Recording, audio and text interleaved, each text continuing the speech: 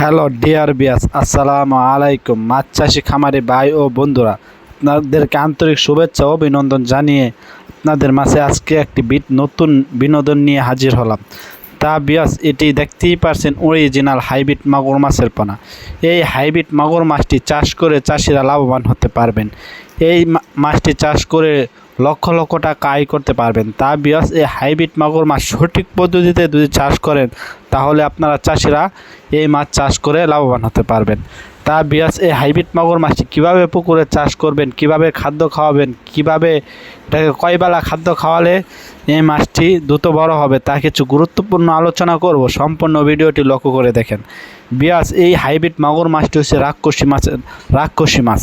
এই হাইব্রিড মাগুর মাছটিকে যত পচা আবর্জনা, ময়লা আবর্জনা, নাড়ি ভুড়ি যা কিছু আছে, এই হাইব্রিড মাগুর মাছ পচা ময়লা আবর্জনা খেয়ে বড় হয়। তা বিয়াস, এই হাইব্রিড মাগুর মাছটি পুকুরে চাষ করতে হলে অল্প খরচে আপনি এই মাছটি চাষ করতে পারবেন। বিয়াস, এই হাইব্রিড মাগুর মাছটি আপনি যত ময়লা আবর্জনা পুকুরে চাষ করবেন তত এই হাইব্রিড মাগুর মাছটি অল্প খরচে চাষ করতে পারবেন।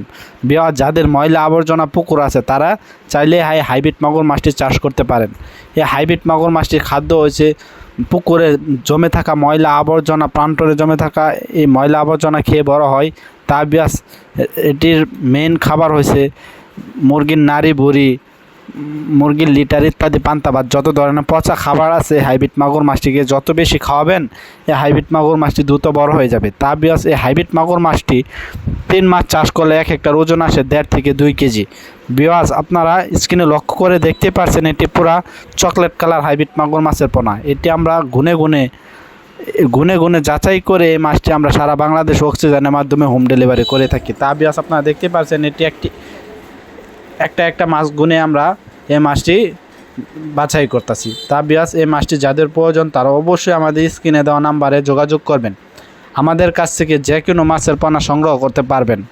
বিয়াস, ভিডিওটি ভালো লাগলে অবশ্যই চ্যানেলটিকে সাবস্ক্রাইব করে দেবেন নিত্য নতুন ভিডিও পাওয়ার জন্য। আসসালামু আলাইকুম।